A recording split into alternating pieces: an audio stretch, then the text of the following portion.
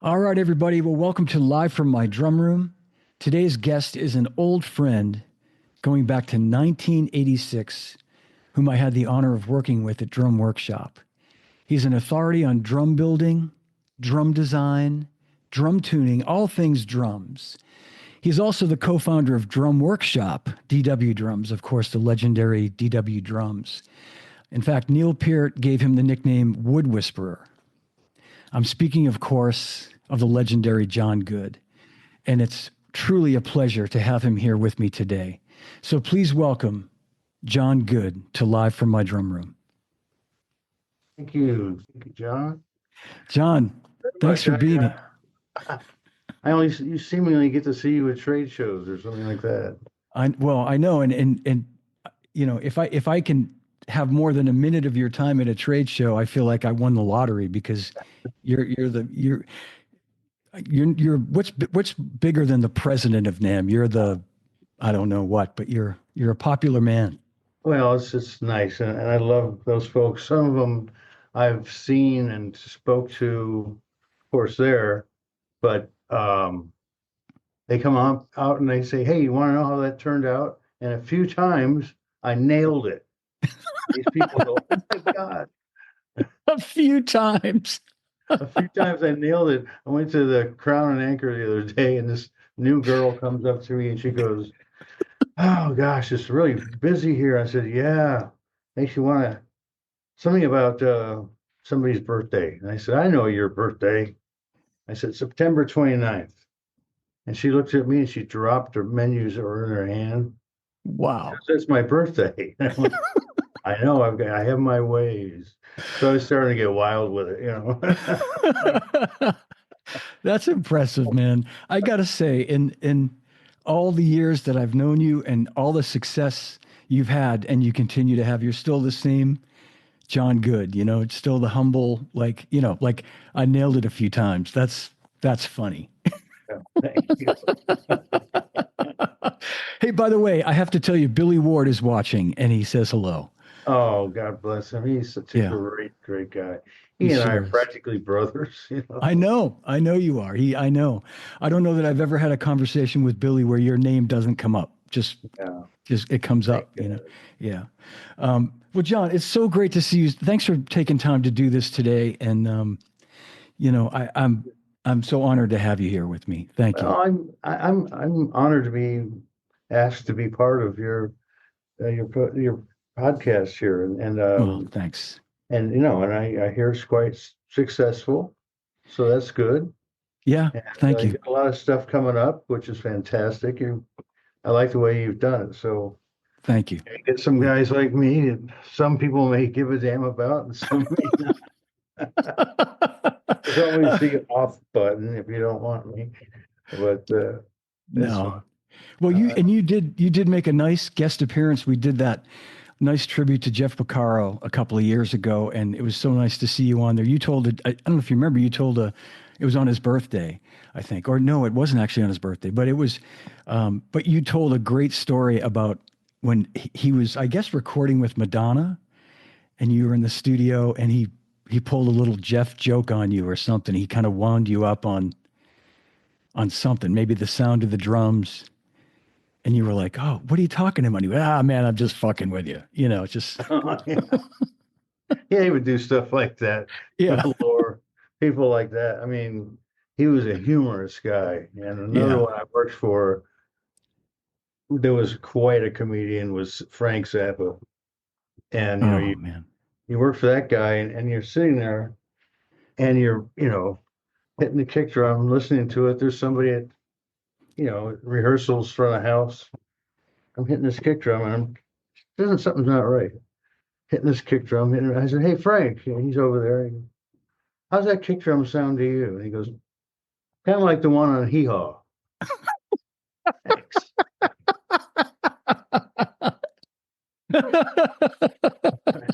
Reassuring. oh, I could hear that voice of his too. You know, kind of like the one on Hee Haw. You Yeah. know? Oh my God. Well, so I made some notes here, John. You know, because there's so much. I don't want to forget. Well, there's going to be so much to talk about here, but I don't want to leave out anything of real importance. But um, what I want to kind of start with how you got started with Don. I know the year was 1972. And I know from us being old pals and working together that you originally came from Detroit. Right. And so you moved to LA when you were 16 or 17, Well, I actually thereabouts? was living in Torino, Italy. We'd gone to Italy, and to my chagrin, I was 12 years old at the time, and I said, "Look, you're taking away the best years of my life. How dare you move me to Torino, Italy?" I mean, unbelievable crap that came out of my mouth.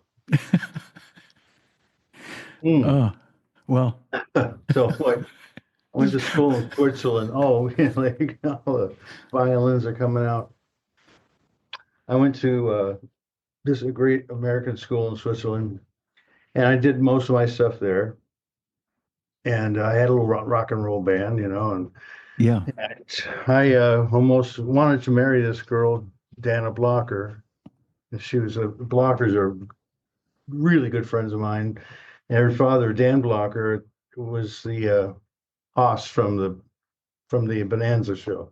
Yeah, I remember you telling me all this. Okay, yeah. Yeah. And I had to be the one to tell them that their dad died, Oh my gosh. and it's terrible. And so I followed them over to the United States real quick or something, and then I get back into Europe, and somehow I wound up back in Detroit. My dad said, "Come on to Detroit. We'll get you good job in installing used air conditioning systems in cars or something like that." I went, oh boy, when do I start? Um, so so I said, I'm going to LA, and he said, "Oh, to chase that girl." I go, "Well, that's kind of fizzled a little bit, so I'm going to LA, and I just got to go. One problem I've got is I don't have means of transportation." So, Dad, I saw this bike in the Honda dealership, and it was just bitching. It was great, and it wasn't cool. This is like back in the days when Easy Rider came out. They had their rolled up tents and Yeah, backpacks, American flag. This was like dead straight on, just vibrating. Anyway, man. it was, I looked like a nerd and a half. There's a nerd alert went out wherever I went across the country. Nerd alert. So finally, I talked him into saying, "Look, we were building a house together. We did all kinds of stuff together." And I finally said, "I've got to go to LA." So he said, "Well, if you're going to go there, you're going to need some funds." So he opened up his wallet, and like it was a big ceremony. He took out 20, 40, 60. Oh, and there's a 10, $70. Yeah, that's, for you. And it was worth a few centimes more back then, but not that much. And you know, um, so here I Wow. am. I get on the bike, and he says, "You don't even know how to really ride that thing, do you?" And I go, "No, I really don't." So I'll figure it out. And boom, off I went. So it was Wow. great, man. And I took off. And you know, I'm a really a LA type of person, more than a Michigan, chopping down stuff. Yeah. I So here I am, going across country, and I'd had tennis shoes on instead of leather anything. Had a leather or a jeans jacket and pair of jeans, my helmet, and it started to downpour like nobody's business. I mean, oh God, did it rain? What time of Rain. year was it, John? Was it in the summertime at least? This was yeah, yeah, it was. It was Okay. like close to the fall. Okay. Yeah. Yeah, past that time. Anyway, and so it was just ridiculously. I got to Oh. know the inside of Thunderbird motels pretty good, and can hotwire the movies. Anyway, but you know those neon birds that look like this. That's Oh how. yeah, yeah. Yeah. So I was going Thunderbird to Thunderbird, and then this downpour came, and it was just like going so hard at me. I mean, I thought I was really going to die. And it was night, and it was pounding so hard. So I saw the green sign that says Holiday Inn. So got up there, drove up there, and the doors opened up for me, and I stepped inside, and they yelled at me to stop. They said, "You're getting the floor all wet. Stand on this mat right here. You're drenched." And I Oh said, my "Yeah, gosh. I'm soaked. Every layer to your through your skin. It's just terrible." And then I said, I need a room to stay in tonight. I mean, it's awful out there. And she goes, "Yeah. Well, we got a room. That'd be 14.95. Thanks, anyhow." Back out on the bike. This is only like outside of Omaha somewhere. It was like a Oh man. west of Omaha. And got back on the bike, drove to the freeway, got underneath the thing, going the other direction, and just kicked the bike over and just kind of slept right there. Man, that was the most depressing night of my life. Oof. But Man. I got there. I mean, I made it. Yeah. Landed I on got your to feet. LA and it was hard. Yeah. Even here. And did you have were you were playing drums? Did you have aspirations of being a drummer when you got out there, like joining a band and Very pers- much. very much. That was kind of beside the girl. That was the Yeah, the reason, yeah, to go there. Yeah. Like very a much. lot of people.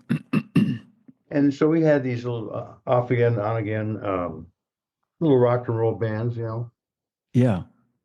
Mm. But your band is only as good as your drummer. Right. And this drummer wasn't that great. So I've heard you knock two and four. I've yeah, heard you like nobody's business. But so anyway, you know, I forgot the question in the first place. No, so I guess it all leads up to you, I guess, studying with Don Well, and meeting Don. And was this like 1972 when you moved out there? Was that when the in same around year? 72, 73. I Yeah. was out there in 72. In 70, it was like late 72, very first thing, 73. Anyway, Yeah. Yeah. he and I got together and and immediately he sat down and said, "Let's see what you got." And I was just like stiff as a awful. Plus I hadn't played for a couple of weeks, And so anyway, he says, "Well, you're a disaster." And he said it in a real kind way. I mean, we both Yeah. laughed. He's so And subtle. Yeah. we went through this routine for about, I don't know, a month or so, maybe a little bit more. I didn't have a place to live, so he let me sleep on the floor at DW. Oh man, that's Yeah, great. and so I started running the store. It's not. I was making seats at that time, so then we were getting Yeah. into manufacturing. Hmm. He's playing at night in a nightclub. I'm putting seats together at night and sleeping on the floor. Yeah. That was my routine. And And yeah. no, so I thanked Don for that. But Don was going after a month or more of, he always said, "I told you last week, just because you don't like to play on a rubber pad. And I said, "Yeah, I want to play rock and roll. I mean, why do I need the pad?" Yeah. Anyway, and it turned into a comedy act. I swear to God.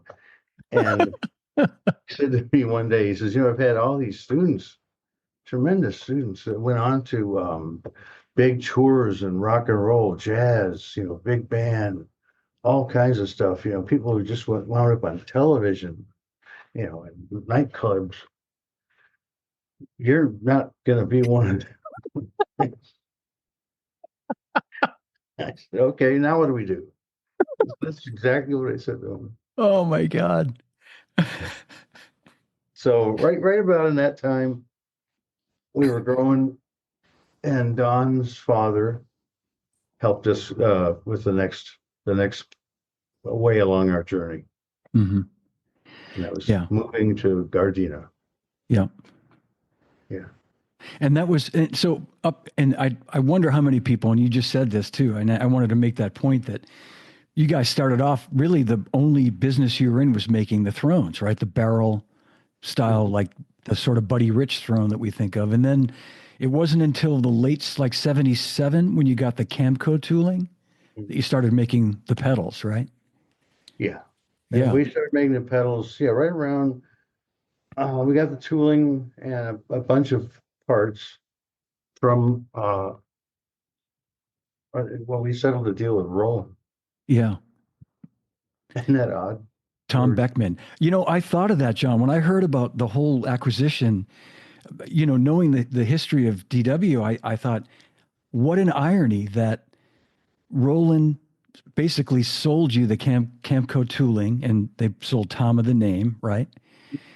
Tom Beckman, who's his son was a student of Don's, right. You and talk then about yeah, and then all these years later, Roland, I know, acquires DW. It's just such a I, you could call it kismet. You could call it it. yeah, There's a few books being written, and people are bugging me to do something like that. Because there's a lot of stories. I mean, yeah, think about people in that thing, you know. yeah. Well, you could write an incredible book. I mean, you could just about your road work, just about your days touring, with all the guys you work for, and then building this business that you've built, along with Don, obviously. But and I want to talk about that. So late 70s, you're on to making pedals, and the pedal business becomes really It's pretty successful. interesting. I mean, and of course, Don is a tremendously inventive guy, and he has a knack for things that are Yeah, mechanically, things that have moving parts, bearings, all that kind of thing. yeah, yeah, Uh, and so it was a challenge because people were coming out with that was the era of bigger, fatter, uh, you know, heavier. yeah, But then again, the Asian companies were they're selling you hollow things. We sold you a solid deal. yeah, Well, anyway, so time goes by, and that was tough. That was tough going because we suddenly became somewhat popular with that pedal. I mean, thanks to Don and we have a guy named Paul Rial was helping us at the time. yeah, And yep. Is Paul still around, John? I'm not quite sure. Yeah. When I was there with you, I remember he was our distributor, and I was on the phone with Dave Murphy every day, he's screaming for product, because the stuff was back ordered perpetually. I mean, we couldn't make the pedals fast enough.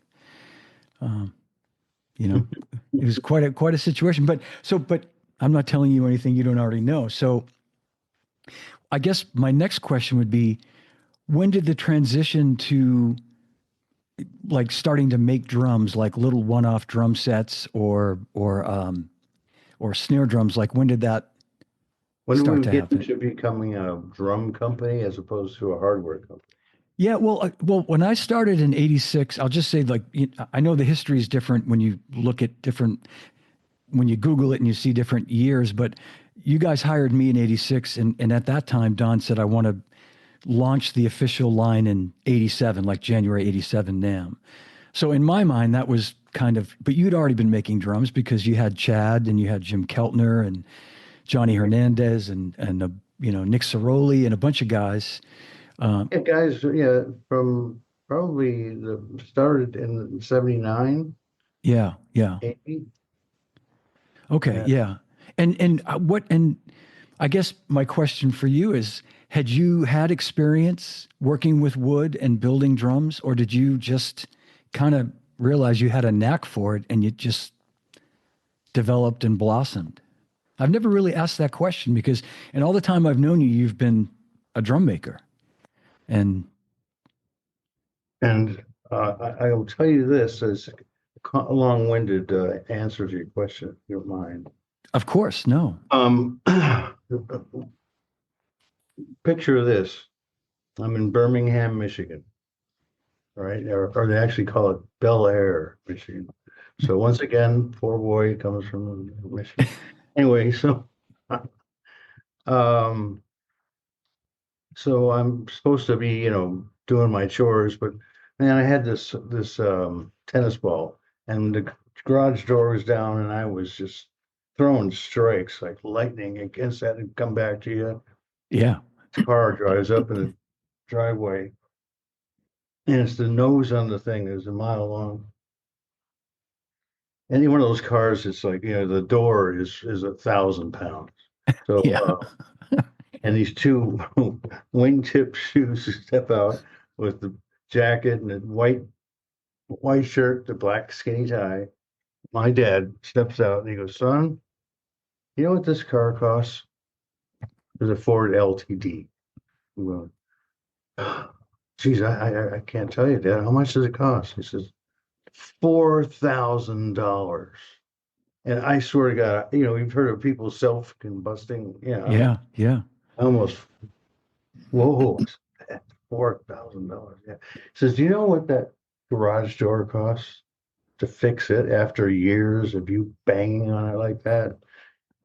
Do you know?" And I said, "I get it, Dad." And he says, "I see you do that again, you're going to get busted in half." Just like that. He says, "Now there's something I want to talk to you about." And he says, Why were you doing that? Why do you always hit the door like that? I mean, tell me." And so I was 12 years old, and I said, "If you listen to it, I'm going to throw it now, and don't get mad. But there's no cars inside there, so there's a chamber back there. Yeah. Throw the ball against it, and oddly enough, depending on where you hit it, because the structure is made of fir, Doug fir, Hmm. and the panels in between are all Sitka spruce. So Sitka spruce is super light material, but it just resonates forever. It's beautiful. So I could go on for days. Yeah. Okay. I see where you're going. Yeah. So anyway, and so I'd hit it, and I boom, we'd hear this tone. You hear this tone, and it was just amazing to me to hear that tone. So then you hit the support parts, right? And then at a higher tone, hit this baby, boom, and there was only a big panel on the bottom. Yeah, it was beautiful, beautiful, man. Man. So the garage door really helped me a lot, but I was forbidden to hit that thing again. So what he wanted to talk to me about was we're moving away. We're moving to Torino, Italy. That's it. Hmm. Gotta go. Boy, you talk about buckets of rain and crying and oh Jesus. He ruined my life, but Well, he actually provided an incredible life. yeah. Yeah. Uh, I was just going to say, well, it's funny how, perspective can change things, and how like things turned out. it's like, here's this kid crying because my life is a 5 mile radius, around around my wherever my bicycle is. And Yeah. you have your friends and you've got your bikes and your school and all that stuff, and you cut grass and da da da da. So all of that was being taken away from me. So Mm. now you're in a place that actually has culture, which Right. is really amazing. And boy, we learned to love it so much. My God, you know, I live near the basilica called Superga, and man, oh man, some of the timber around there, they were just cutting stuff out just to tidy things up, and I'm out there, Americano, stop, stop, out, stop, and And then they're like, "Vroom, more diesel on that guy.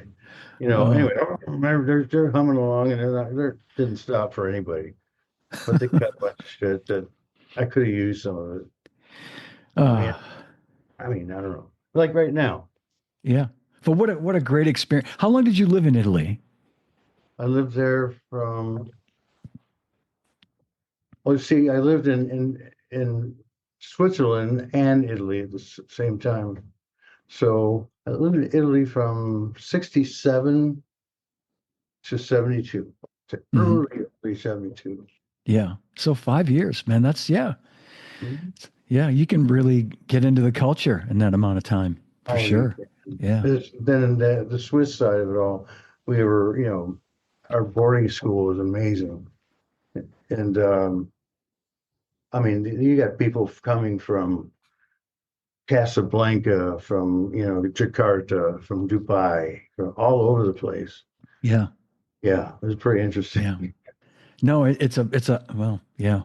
You know what I I was mean? just Europe is a whole other thing. I know. Yeah, It's I'm going back there. that's right. Yeah, you Oh, mentioned yeah. that. That's great. I That'll be haven't gotten fun. permission yet. I haven't gotten permission yet. Yeah. Permission meaning there's a lot of medical things that have to happen. Yeah. But fingers crossed. Yep. Yep. Yeah. Absolutely. So Um, no, sorry, I'm getting a how did I, no, no, I'm gonna keep moving on down the timeline. yeah, So I'm just gonna what time do we have? we got all day. Okay. No, no, no. I won't. I won't. I know it's And time I is won't bore your people with my story. no. This is great. This is the whole backstory to John Good. I love it, and I know people are enjoying this. So it's now we'll say just for sake of argument, it's the late '70s, early '80s. You're making drums, sort of one off here and there for people. Not really a drum company yet, but really still a hardware company, but with the ability you have some Camco hardware left over, right? Yeah, yeah. And you're using that to make drums.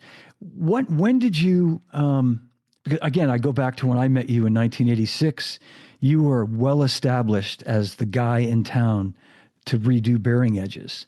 And I remember you sitting me down. We used to share the same office and you educating me and you showed me I think it might have been one of Graham Lear's Gretsch drums that he had given you to do the edges on. And you showed me, I thought I knew about drums. I knew nothing about drums until I met you, honestly. And you said, you see the differences here. You see how you can see light in here and on the glass table. And this is the most important part of the drum. And you totally took me to school. And now I think everybody is pretty hip to what bearing edges are all about, the importance. I certainly wasn't at that time. I thought you buy a drum from Gretsch or Ludwig or somebody, you put good heads on it, you tune it up, it's going to sound good. But so No, it's yeah, very, very important. I mean, I hate to add to that, but yeah, yeah, if you have if you have the shell is tight, meaning that all the plies are put together right, and the grain orientation, which you could talk about all day, is another thing. yeah, Excuse me. And then as long as you got the wood working together, not against itself, you've got really happening edges, really beautifully, really well thought through edges. And you've selected a drum head. The head is really right. The head's got to be right. yeah, Put that baby on there. Now the counter hoop has got to be right. Many of them are twisted. Many of them are oval shaped. So ways to check that, but just try and get some that are flat. yeah, Put them on. We started off at 1224, which is a 24 threads per inch. 1224. yeah, yeah, Then we went to a metric that made it 30% more threads. So true pitch 30. yeah, And so everybody's going, your standardization, is going away. Well, here's the big one. How about true pitch 50? And that for people who tune for a living, I mean, people who really have keep the Yeah. stuff like yourself. Like you've got to really keep everything really tight, if you have to play. And not only is it great for finding the pitch you're looking for, it stays there. There's a Yeah. hell of a lot of threads to go through to loosen up. Yeah. Yeah. No, I get it. I do. And you explained this to me once at a NAM show because I didn't really appreciate the significance of how you can fine tune something, and the importance. I just have I've got a big one now. But what I mean is this guy's trying to sell me sycamore. Not Uh-huh. sycamore. Not sycamore. What am I saying? It's the rainforest. It's not the rainforest. It's the sequoia. Sequoia. Sequoia. And out of the blue, bang, here it comes. Well, okay. It's protected. So it's down, right? Yeah, it fell. It was on an Indian reservation. So the negotiations they made were with the Indians. Mm. And then they took it, or I believe they're taking it or have taken it to Colorado. So, Is it from Northern California? Is that where it came yeah, from? yeah. Yeah. But Wow. so I don't know what to do. The thing is Yeah. 270 feet tall, and at the base is 10 feet in diameter. And there on top of it all, there's a burl ball the whole thing sat on. Yeah. Chills just thinking about it. I So those yeah, those sequoia trees, I've seen them. They are just you can't believe it until you see them, what they look like. Yeah. you really can't. And you don't want them to be cut down. You really want them Yeah. there. And this Yeah. this unless it falls naturally, that's what happens. So yeah, I just look at those things and I go, my God, they were here. So that one's 4,000 years old. Man. And in the when you think about everything that's involved with this world, that's just like a sneeze. I mean, that's Yeah. it. I Really, know. think Yeah. about time. Right, right. I wish we had more of it, don't you? I do. I every day, but that's yeah. Well, but that's a great segue to another question I want to ask you, which is my recollection, John, is the original sort of DW recipe was 6-ply maple with reinforcement rings, like the first drums when you only offered one line of drums back in early 80s, say. Mhm. And that's correct, right? It was a 6-ply maple shell with It the was yeah. reinforcement. But when you say ply, Yeah. what's the thickness of the ply? Right. Yeah. That's You know what exactly. I Yeah. mean? Yeah. Yeah. So I've called out. I want to keep it as true as possible to Yep. Camco. I love Camco. Um, so we tried to keep it at a 32nd of an inch. Now we Yeah. didn't have the ability to make shells at that time. So we had Keller, this company that makes shells and Yep. all kinds of things, make all kinds of stuff. Um, they uh they they were actually some nice guys for a while. And then they got really snooty with me, and we were a big part of their business for a Oh while. yeah. Yeah. Yeah. So being snooty like that, boy, oh boy, man, I said, okay, that's it. I'm going to learn how to do this better. So because the 132nd thickness slowly became a 136, then it became a 138, and then now it's a 40th. They're pushing it into a 42nd. Wow. Come on, man. Well, they can get a lot more out of it, Yeah. Yeah. but no, not when I call it out like that, it stays that way. If Yep. you have changes, then we have to talk about it. Yeah. Yep. Um, but I used to have guys like Joe Montanari. He said, "Hey, Joe, walk down or drive over to see what's going on with this," and he'd do shit like that. And this came to me the other day. Do you see it? Oh yeah. Oh, God bless Joe. God rest his soul. Yeah. Anyway, Yeah. I know. I know. now, Yeah. yeah. Yep. So when you get into thinking about thick and thin, you know, you know, thicker is going to have more mass, so um, it should be louder, it should be higher. Right. Thinner, which has very little mass to move to get the thing going already, is much lower because it's easy to vibrate and long vibrations because it's thin. Well, so the garden is sitting there in front of you.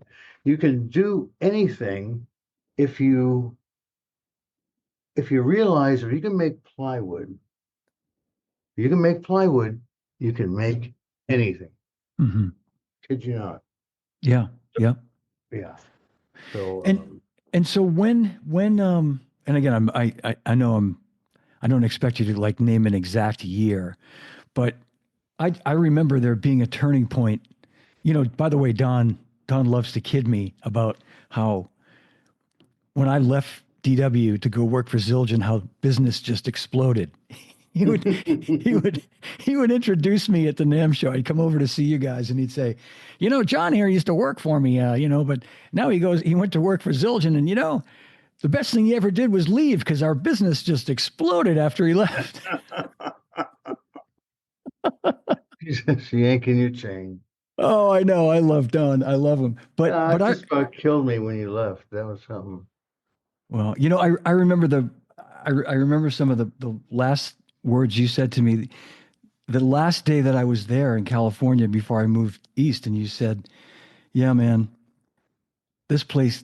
You said something like it really, again, it resonated. You said something to the effect of, "There's not a lot of sometimes there's not a lot of soul out here," um, and that was exactly it. I mean, it was like we had a little baby, and we were flying back and forth all the time, trying to have my family get to know their first little grandchild and my ex-wife's and anyway, not to get into all that, but you always had great words of wisdom. I mean that, John.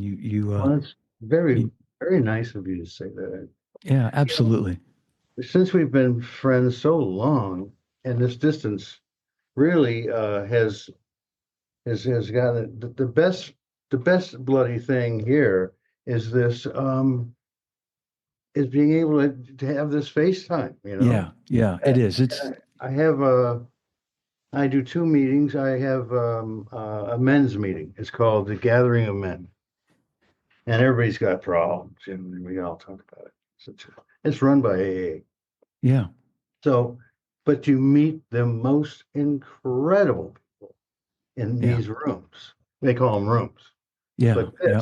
and it really encourages me to crawl out of the shell, so to speak.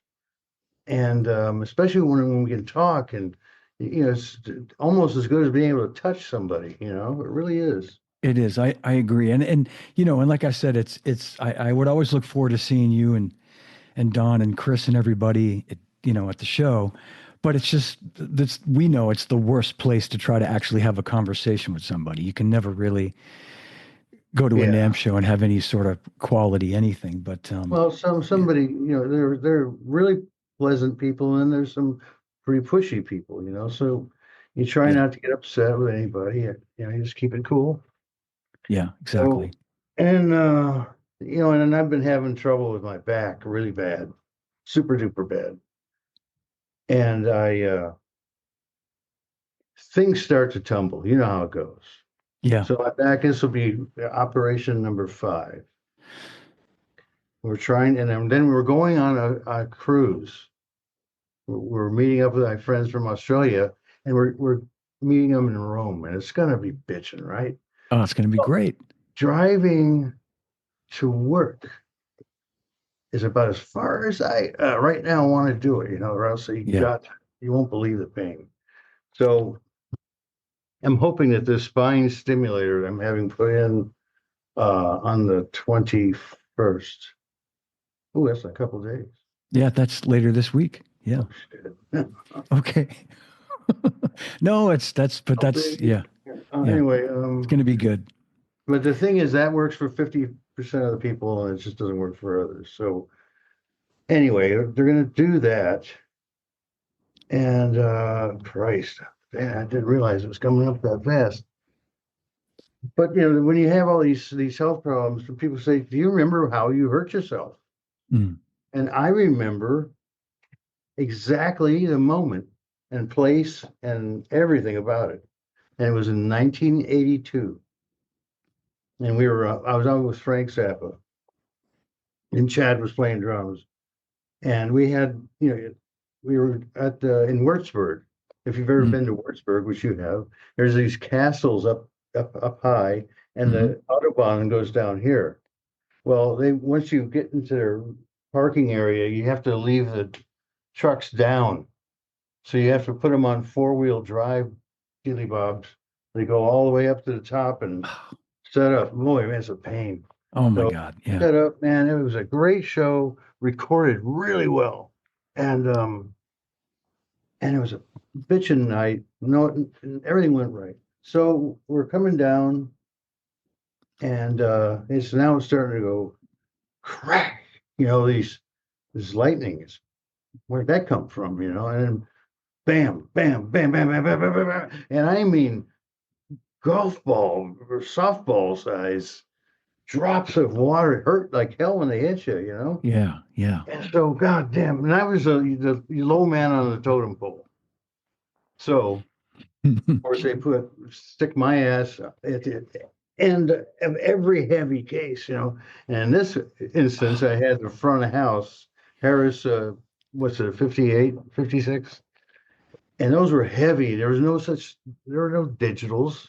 Yeah. Everything was Yeah. a pot. And if that thing gets turned over, somebody's not eating dinner for couple nights. So Man. anyway, I'm pushing, and it's like it's pounding now so hard. You just can't hear anybody if we were this close, John. And so finally the thing starts to go, and oh man, I got to save this. And I reach out, and my left foot slips on that aluminum ramp, and I just twisted. My Oh. spine just went wow like that. Oh. I could hear the noise of the cartilage and everything. And two other guys straightened it out and got it in. And I'm standing there and I'm bawling my eyes out. So they Oh got my God. me down to the bus. Okay, I think this. I'm riding in the golf thing, and and we get down there, and they have a plan. Now, remind you, it is pouring down rain. It took me 5 minutes to get up those three little steps. Oh Five. my gosh. And finally, they said, let's lay him down like this, and we'll shovel him in his bunk like a pizza, right? First, let's get him somewhat dried off, and all that. And he said, oh, yeah, the guitar case, maybe we should take that out. Okay, because I've been riding with this guitar case for 3 months. I'm the low man on the totem pole, stick it in his bunk, Oh. right? All right. So they took this case out, and they had just put me in, and I'm going, oh. And I said, what's in that case? So they popped it open. The guitar that Jimi Hendrix burnt at Monterey Jazz Festival, Pop Festival. Oh my God. On stage, he just wasted this guitar. You remember I that? totally can picture it. Yes. So he gave it to Frank. And so one of the guy named Rabbi, he was trying to bring it back to life. Oh my God. Electronics. Where do you think that guitar is today? Is it still in Frank's family No, somewhere? no, I think Dweezil let it go, unfortunately. Oh my God. That's wow. What a great story, man. Wow. Mm. Wow. Well, not a good story about what happened to your back and your spine, but still, well, in the interest of not having you sit for too long, Mhm. I'm gonna ask you a few more things just to sort of recollect if you can.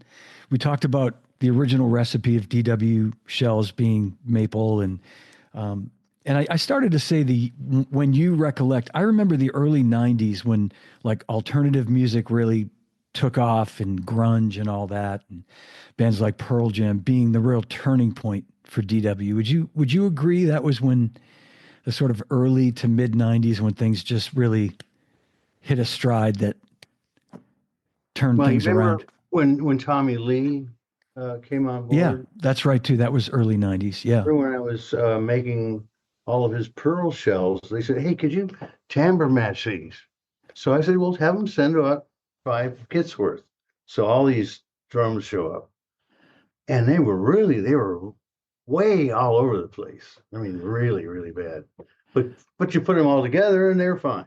Yeah. Yeah. The edges were just awful. So, well, we recut them and they're fine. So we painted them, did the whole thing, Dr. Feel Good or something like that. Yeah. I remember that video. He was playing DW by then. That was DW, but this one was just before it. It's a Oh, Russian festival or something. yeah. So so after he came on board, Chris, who was very much in charge of sales at one time, Yeah. he goes over to his dad, and his dad goes, "What's up?" He said, "We have a real problem." So I walk up, I go, "What's up?" "Oh, you won't believe this." "What?" "We sold like 100 drum kits." "How in the hell are we gonna fucking make these things?" And we all Yeah. started laughing. Yeah. It's And I had this blank, and this just deer in headlights, look on my face. But by the time the trade show came around again, they got them, my God. And I was just yeah. already telling them, oh, those other ones? Don't think of that. These are the new ones. I remember hearing that story probably right around that time that didn't Chris say something like we're not going to take it. It was like the second day of the NAM show or something. We're not going to take any more orders because Oh, yeah, it it was just just so horrible. maxed you. But that was an amazing time to see that happening for you guys, especially where I was thinking about this morning, how if any drummer that started playing drums in 1995 probably thinks you woke up one day, decided to make drums, and became the biggest drum company in the world. They don't understand all the years and I remember being there with you, John, when you know something would go wrong, and you had to redo a kit. Um, photo finish the night before the NAM show starts, you coming in literally at 7 o'clock with the drums done. And we'd be, I mean, when I was still there, that was happening. I mean, it was like, cause it was so down to the wire, like getting stuff sprayed and, painting. We had issues. We had Pat Foley for a while. Then we got Bill Dedamore. Did you hear that passed? I heard Pat pass. Yeah, yeah, I did. I did. Rest his soul. Yeah, and I'm not talking anything bad about Pat, but just all the things that you went through building that brand of just trying to find the right people, the right, sort of personalities to make it all gel. And anyway, my point being that it's so great to see the success that you have. Oh, that's why I said you never should have left. No, not going to get into that again. No, But, no, no.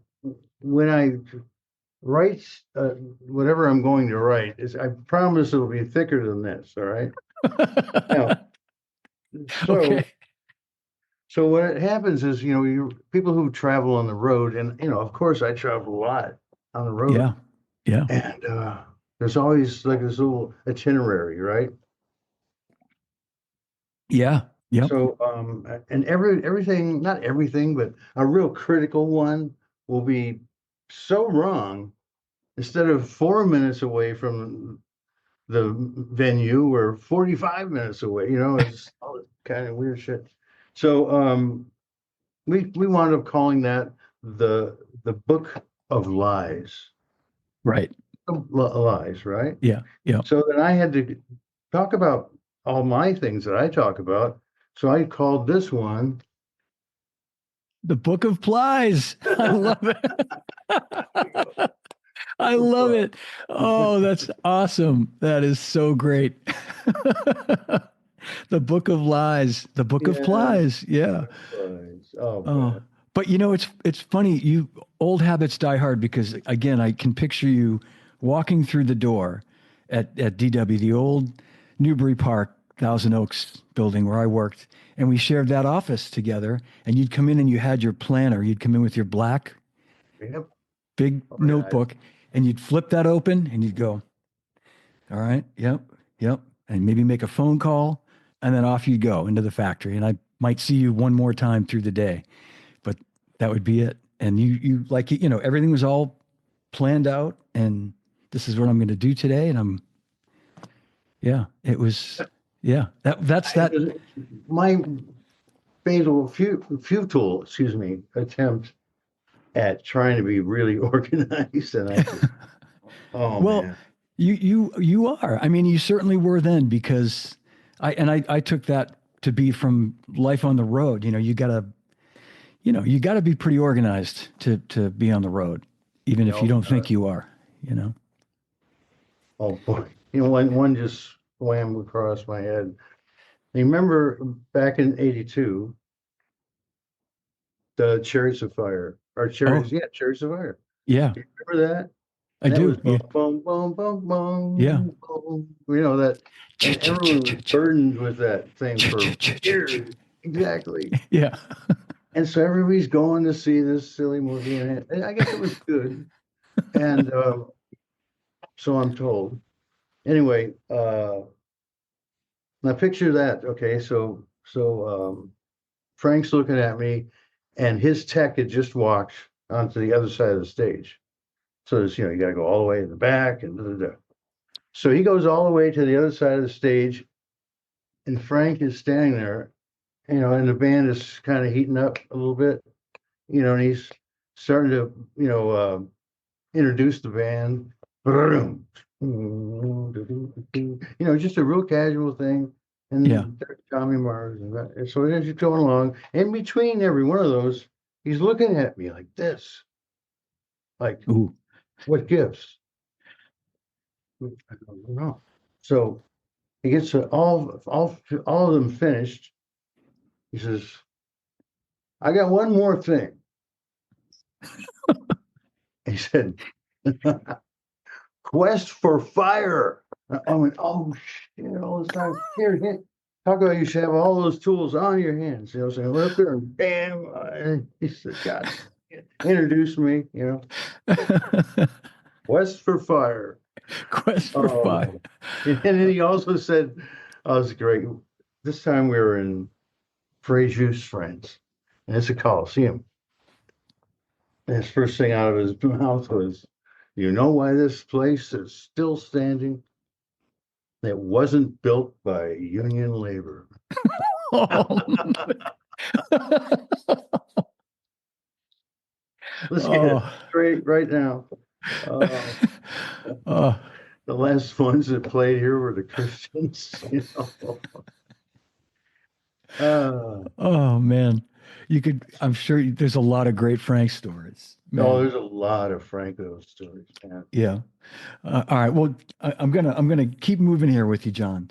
Okay. Um, I know, you talked a little bit, you mentioned the sequoia wood, and I know at some point in the 90s, you got into using different species of wood, and that was really just experimental. Was there an artist? Was it like a Jim Keltner request to try something different? Or did you just kind of Are you decide? referring to the sunken wood?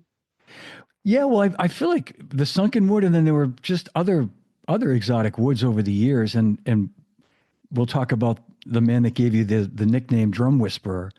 Mhm. Um, did you make something special for Neil Peart too? Some sort of exotic wood? Do I have that right? Yes. Yeah. And he loves the sound of the drums. Of course, the appearance and what have you is very important. They've got elaborate stuff around it, Right. but like you can't use snakes and arrows for their whatever unless you're chasing that record. Yeah. So, fuck, I don't know. So anyway, he is not a big wood guy. I mean, as far as the beautiful art of wood, he knows so much of it. And if you would just, oh, and in this book, he wrote the pre-deal, and it is so well done. And I just give you a taste. Yeah, yeah, please. Yeah. Humans have our growth rings too. And often we measure those years, those triumphs, and those ordeals in music. We try them in music. The songs of our youth, of our courtships, of our good and bad times remain alive to us for life. Music interweaves tightly into our memories and its rhythms and harmonies, conveying so much that we look towards a kind of a spiritual energy, dreamlike, emotional, and ingrained, that hearing a fugitive melody can instantly transport us back to another time when there was another place. I'm sorry about my reading because I have dyslexia real bad.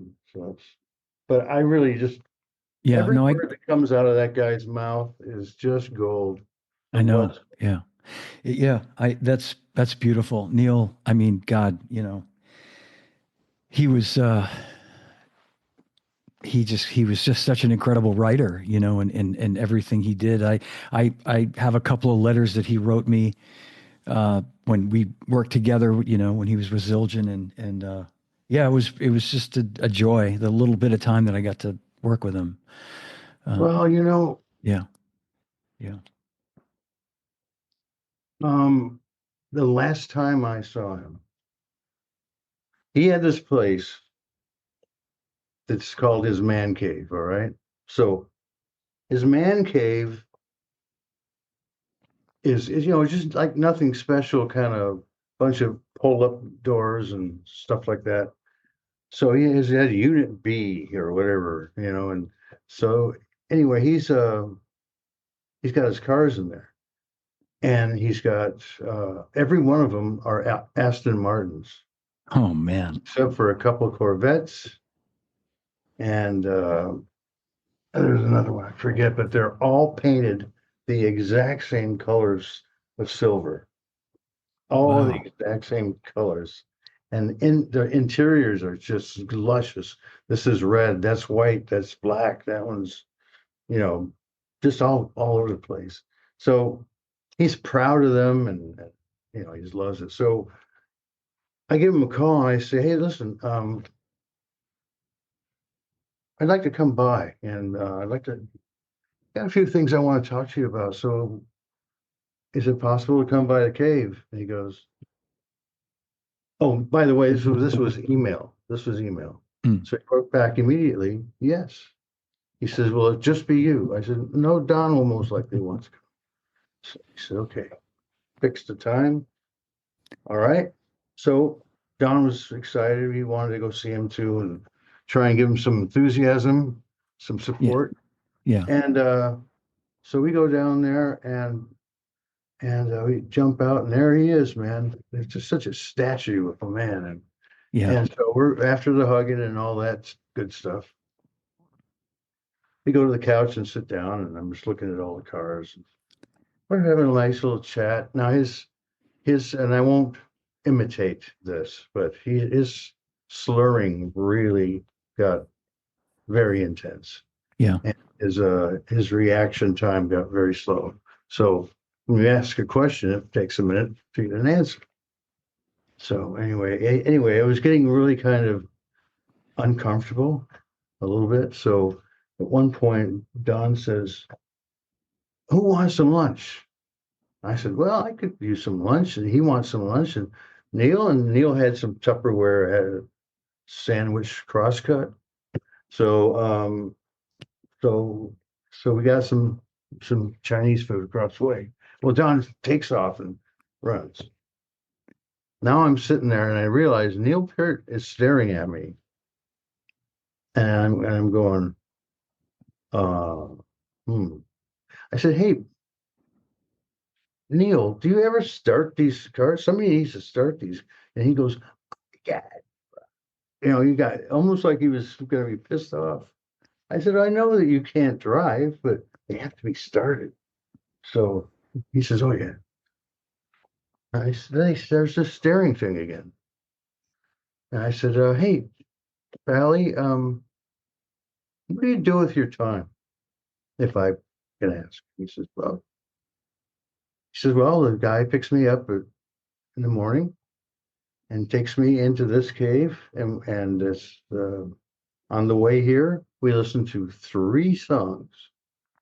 So I'm here that all day. I have my lunch, and he comes and picks me up at 2:30, and we drive along and we listen to 3 more songs. And I said, like an idiot, I just said, "What kind of music?" And, I'm expecting, some kind of classical thing or what he's Yeah. playing. And Yeah. so he looks at me and he goes, Rush. Like what other? And I kind of went, wow. And so after I chuckle for a second, he said, he says, he's looking right at me. He says, John, we were pretty good. I said, Oh yeah, man. yeah, you were pretty good, man. We're a lot Oh, more than pretty good. wow. He said he always used to, he never wanted to let anybody down. So his way he approached it was military, it was very, very, Yeah. very, very strict. Well, I know the stories, or the story of how he would rehearse on his own. Don told this story, in fact, when he was on the podcast. And I had Lauren Wheaton too, a while back. And I think Lauren said the same thing where Neil would go in before the band rehearsal, like he'd come to DW to Drum Channel and rehearse all the music on his own so that when he got to band rehearsal, there was no messing around with it, if I have that right. Right. I mean, he was that. He rehearsed to rehearse. Yeah, I think and that explains so much about why he played the way he did so perfectly, like I'd come around the flawlessly. corner and Yeah. he's in there. And, we have these different buildings. I Yeah. come around the corner with some paperwork and I see grown men with their ears like going, that's Tom Sawyer. And nobody, you know, and I go, all I have to do is go, Yeah. so, Scatter. yeah. But you're right. He just block that out and Yeah. play, and he'd take that his smallest Aston Martin and drive that one. And if you imagine how big he was and how Yeah. small this car is, Yeah. Well, but he said to me, we made some changes, like the coffee pot went in another place and this went there. And he says, and his parking place where he used to park, he can't park there. Da, da, da, da. So he said, he took me aside and he says, for the record, I don't like it. Hey, well, you're entitled to your opinion. And I said, talk to Don. Anyway, oh, so, that's great. he was so comfortable here. Yeah. Yeah. So, and one thing that was really, really great, he was so comfortable that he would come here and he was always worried about people approaching him and doing all this stuff. He's a very private man. Yeah. And so when I took him on the tour the first time he came here, I said to my whole crew, I said, listen, don't anybody ask for their autograph or here's a Hmm. drum head, sign this or whatever. And I'm going, no, no, no. Listen, I want him to feel comfortable. Yeah. So he goes around and everybody's just working fine. And we do an in-depth tour of this whole place, how everything goes together and what's going on. Well, we get back to my office, just where he had his leathers. And he says, can I ask you a question? I said, what's the matter? He says, do they not like me out there or what? Oh my God. I Oh guess my. I guess we OD'd on the idea of, people You put the fear of God into those employees. didn't know what I was doing.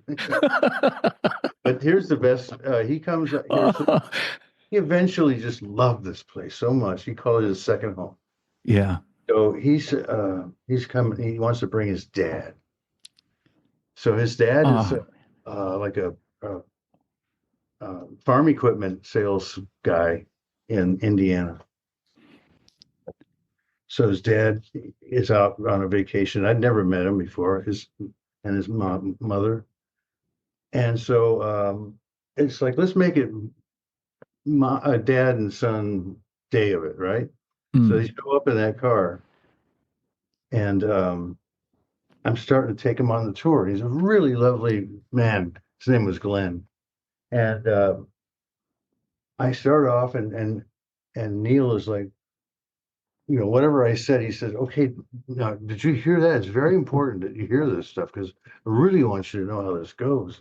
And go a little further down. He says, "Somebody wants me to signature on something, right?" yeah. Next thing I know, they look and he's already up there, and he's saying, "Oh, I got to show you Louis. Come on, let's go into Louis' place." And I just kind of let him go. Yeah. That's You know what I great. mean? They were Yeah. having a ball. Neil He was took his dad showing on the his tour. dad. Yeah. He was showing his dad. It was just like Oh, that's he showed that. beautiful. It was really Well, cool. John, you took the words out of my mouth. I was going to say, just from an outsider looking in, he found his home with you guys. He was such a, I mean, and I would even say that, he was all the years he was with Zildjian, he really found his place, it seemed, with Sabian, with Chris Stanky. I know they were very close and they'd Very. ride together, and yeah, and I love that I have so much respect for him that, um, I just, I love hearing these stories because you know better than anybody. He wasn't somebody that, um, got to know everybody the way he got to know you, and that you got to know him. You had to be let into that circle, and he was so comfortable with you and Don, and I'm sure Garrison too, and everybody there. But you especially, you could see that you guys were like, And Louis and he got to be close as well. Louis yeah, Garcia, our painter. yeah, And yeah, he's renowned, that painter. And so I would go with Neil would start to deal with, okay, here's what I'm hearing I want to hear. So I start thinking about a shell and a material, and is it going to be cherry this time? Do I want to use something else? Do I want to put some spruce in there? I'm just mm, going nuts. yeah, So so we finally arrive at the whole configuration, which is no easy task. And then to timbre match it is another one. But it seems to yeah, work y- quite well. yeah. So Well, so anyway, when I've done my preliminary stuff and I hand him over to Louis. And he goes over at Louis's place where the fans are real loud, and but he shows him some sketches that he had or an idea. And by the end of the day, we're already making sketches and ideas and yeah, having a blast at it. that's Because great. it's not your average drum set, you know. No, but just the fact that he could drive up, the 101 freeway and come to his drum factory and talk to the guy making the drums. And I mean, that's very special. It doesn't get better when you can have your drum company in your backyard. Yeah. Yep. Great, Exactly. great for people. Great for people. Well, I'm not going to keep you much longer, John. I do want to talk about. I was going to mention just a couple of the guys when I was there working with you. I had Sean London on my show a couple of weeks ago. I think I mentioned to you, and Yeah, you did. yeah, Sean was great. We were talking about his dad, and I don't know if I mentioned this to Sean at the time, but I will say I remember you and Don assigning me a very important task to pick up Larry at the Sheraton Universal in Studio City, wherever it is, or or Universal City, University City. because I lived in the Valley. I lived in Canoga Yeah. Park, and pick him up and bring him up to the factory. And this was going to be his first time visiting. This would have been 1987, 88. He was in LA. So I don't think I mentioned this to Sean, and this is probably one of the biggest regrets of my life was I would never make this rookie mistake today, but generally it took me during traffic to get from the West Valley down to Hollywood Oh, wow. Universal. I could do it in 45 minutes maybe typically. So I think I allotted that much time and it Right. took me over an hour. So when I finally got to the hotel, Larry was not in a great mood. Larry, he had been sitting in the lobby waiting for me, and I introduced myself, and he was just kind of, okay. And but I will say to his credit, I didn't know him like you did, but I did get to know him a little bit over the years, and he was so nice. By the time we got to the factory, we had chatted, and he was great. Um, but I just say that because I remember Larry becoming a DW endorser, and that becoming a big turning point. I think the same year as Danny Serafin and Huge stuff, yeah, yeah, big um, And guys that signed on. when I come out with a new idea, Yeah, the good thing is it's going to be exciting. And drummers just unfortunately have this knack of saying, "Hey, Mr. Good, what's new?" I say, "Well, this thing is blah, blah, blah." Oh, I don't see how that'll work. In other yeah. words, they want something, but they don't. And so, just flashing something that I'm working on, you can't see it. Oh, yeah. Look at that. See the aluminum inside. Yeah, Yeah. I'm not going to say too much about it right now. Okay. Holy crap, is that great? Yeah. Yeah. Yeah. Yeah. It excites. It vibrates much faster and longer than those other woods around it.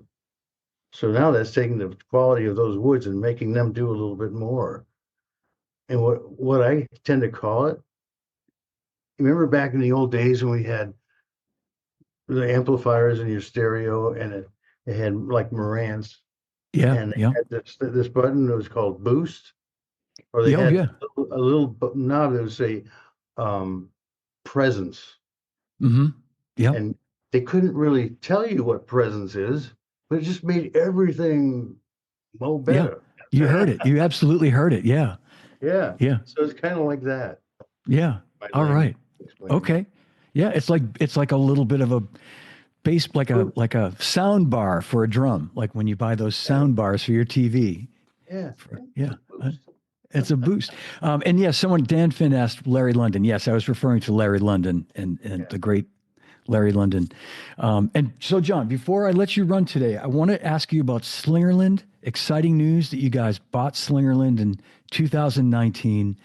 I know COVID put a big monkey wrench in all your plans, which is a drag. But now we see Radio King snare drums back Yes. being made by you. And can you maybe just talk about what's going to happen with drum sets and Oh, yes, I can. Slingerland? I'll say this. It's a matter of doing what's right, doing what's traditional at this time, Yeah. because I'd like to get back to that traditional thing, and then like it's a new again company that's going from there and getting back into the 2025. Yeah. The mainstream. We Yeah. know 2025 very well. So but we want to have all that traditional stuff going Hmm. when we do the next phase of R&D and design work. We're going to probably focus more on the spurs and the double tom mount, Great. Great. the tom holder, stuff like To that. try. Yeah. And not to hold you to anything, but are you going Oh to yeah, try to, I'm okay. no, Did I I say mean, that? are you going to try to, cause I feel like that's something people have asked about is being able to recreate some of the like Slingerland. I know you've done it with the lugs, with the Radio King, but like the tom holder, like not the Setomatic, but something different from DW that's more unique to Slingerland, kind of tom mounting system and spurs and okay. We're definitely doing that. Yep. And believe me, I mean, we're taking a good hard look at what was, Yeah. how do we Yep. keep that flavor and get something that is more of what now is all about. Makes sense. Yep. And And do you envision doing like wrapped finishes? Yeah. everything, Everything. we're gonna Lacquer do, wrap. Yeah. yeah, we'll do the satin finishes. We'll do the we call it finish ply, Yeah. and Yep. do of course paint Yeah. jobs. And Beautiful, there will man. be some very exotic stuff in there Yep. available as usual. And the greatest thing about that is I am getting those guys out there a little more.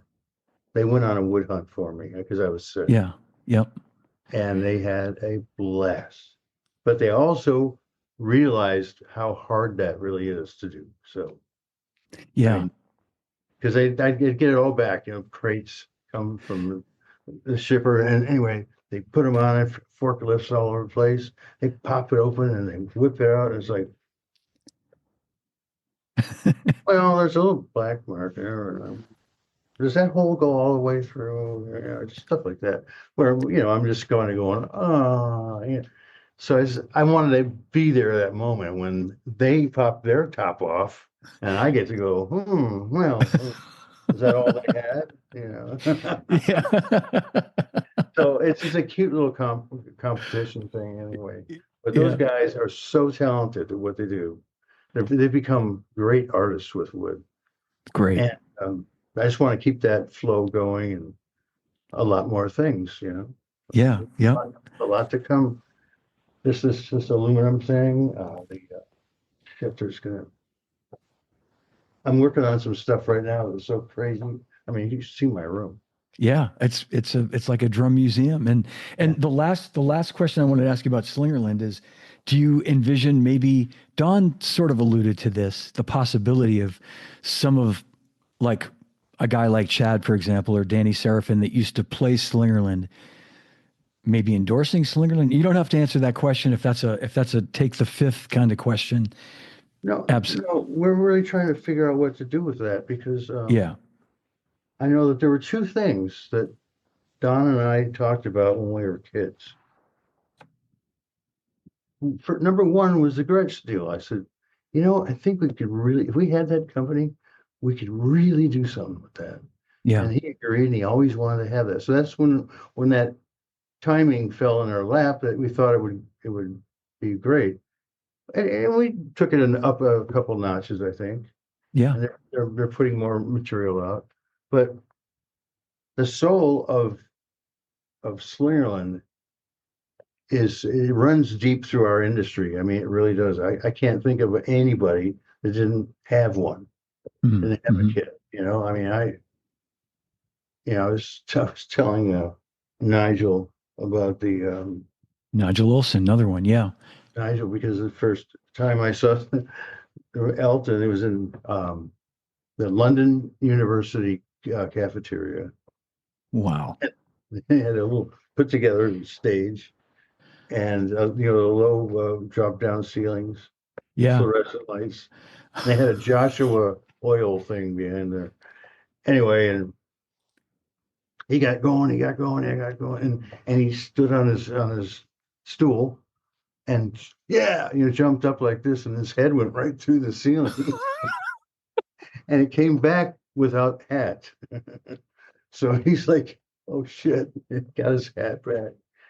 Oh, it's funny as hell, but everybody's laughing. And now when I see these guys, we've become good friends. Yeah. Yeah. From time to time, I go, "Oh, that hat and the ceiling trick. How did he do that?"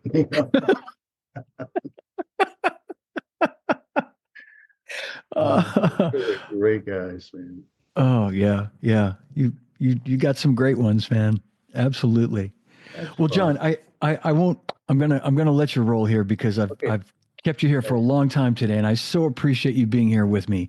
it's all my pleasure. Yeah, And thank you. just remember that all these things are all built around tuning your drums. Everything I do is about Yeah, tuning. yeah, Somehow, yep, some way makes a difference. So that's the way I manufacture and design, and it works for us. So thanks for listening to my bull crap too. I'm sorry. No, and I'm sorry I didn't make enough of an emphasis on that. In fact, that you are an amazing drum tuner, and I'm glad you imparted that to everybody watching, that all these things that you do, it still comes back to tuning. Even with the best shells and the best wood and the best quality control, you still have to know how to tune a drum. Yeah, that's right. Yeah, yep, Absolutely. yep. Well, but Uh, thanks for having me on your show. Thanks for being here, John. Hang with me if you would for 1 second. We'll end the stream and say goodbye. Everybody, thank you so much for watching today. A big hand for John Good, my old dear buddy from not from South Detroit, which is a fake place. One more story. We heard that song on the radio once, the Journey song "Don't Stop Believin'," when we worked together at DW, and John said to me, there's no such thing as South Detroit. So thank you for that, and hang with me, John, and we'll end the stream. Thanks for watching, everybody. We'll see you soon, guys. All right, that's my show. If you enjoyed it, give it a like, leave a comment, and please subscribe to my YouTube channel. And you can also download the podcast on all podcast platforms. A reminder that Live from My Drum Room t-shirts and hoodies are available, and 100% of the proceeds go toward a scholarship I've created with the Percussive Arts Society. Information on ordering Live from My Drum Room merch is in the show notes, and you can also email or text me with any questions at livefrommydrumroom@gmail.com. Thanks to everyone who's bought a t-shirt and a hoodie so far. You're supporting a great cause, and I really appreciate it. And remember, no drummers are harmed on any show. And drummers, when in doubt, leave it out. Thanks for watching. Thanks for listening, and I'll see you soon.